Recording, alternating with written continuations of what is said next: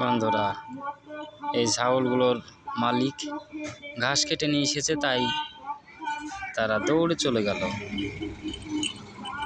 ঘাস খাবার আশায়। এই যে দেখো বন্ধুরা, কত সুন্দর ছাগল।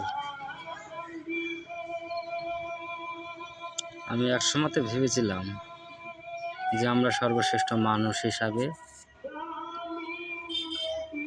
আমরা স্বাধীন এবং চিন্তাশীল, তাই এই রকম অন্যান্য প্রাণীগুলোর তুলনায় আমরা জিতেছি এবং তারা ঠয়ে গেছে ছাগল প্রাণী হয়ে। কিন্তু আসল বিষয়বস্তুটি হলো, সেই ছাগল অবস্থাতে বন্ধুরা, তারা ছাগল অবস্থাতে তাদের কোনো সুখ, তাদের কোনো দুঃখ নয়, অভিযোগ নয়। কারণ একটাই, তারা তাদের জীবনে 100% বাঁচে এবং সুখ স্বচ্ছন্দে থাকে।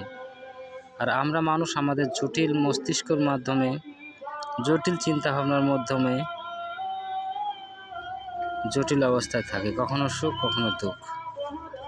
তাই বন্ধুরা, ছাগলের জায়গায় সুখের স্বচ্ছন্দে থাকছে তাদের জীবন 100%, এবং মানুষ হিসেবে আমাদের জীবনও সুখ দুঃখের পরিমাণ 100%।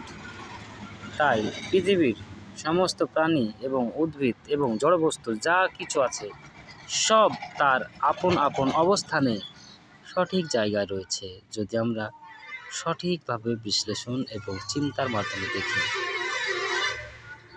তাই বন্ধুরা, ভালো থাকো, পরে আবার কথা হবে। ভালো লাগলে লাইক, কমেন্ট এবং শেয়ার করো।